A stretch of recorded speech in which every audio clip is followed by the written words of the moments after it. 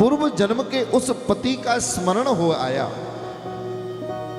और जब पति का स्मरण हुआ तो नेत्रों में आंसू आ गए, रोने लगी, और रोते रोते माता के चरणों में आंसू गिर गया। चरणों में जब आंसू गिरा तो भगवती माता खड़ी हो गई। अरे देवी, तुम रो क्यों रही हो? क्या शिवलोक में तुम्हें कोई कष्ट है, कोई दुख है? कैलाश में कोई कष्ट है क्या तुम्हें? किसी ने तुम्हारे साथ दुर्व्यवहार किया है? उस गणका ने, चंचला ने हाथ जोड़ करके कहा, भगवान नहीं, हे माता, आपके इस लोक में मुझे कोई कष्ट नहीं है, कोई भय नहीं है, कोई दुख नहीं है। आपके चरणों की कृपा से सब कुछ ठीक है।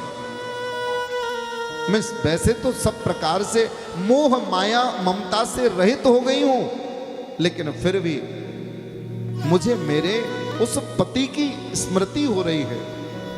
माता, मैं याद उसे इसलिए कर रही हूं कि वो बड़े पाप कर्म में लीन थे, वो बड़े पाप करते थे, वो बड़े दुरात्मा थे। मैं जानना चाहती हूं कि अब उनकी क्या गति हुई है। तब महाराज माता भगवती ने बताया, देवी, तुम्हारा वो दुष्ट बुद्धि पति, अधर्म कर्म में लीन लगा रहने वाला वो पति दिव्य विंध्य पर्वत पर प्रेत बन करके उल्टा लटका हुआ है। प्रेत योनि में कष्ट भोग रहा है अनेक वर्षों से। अब जब सुना कि पति कष्ट भोग रहा है तो माता के चरण पकड़े, कहा, मां, आप तो बड़ी दयालु हैं, आप कितनी करुणामयी कृपामयी हैं, आपकी कृपा से क्या नहीं हो सकता। हे माता, आपने मेरी सारी इच्छाओं को पूर्ण किया है।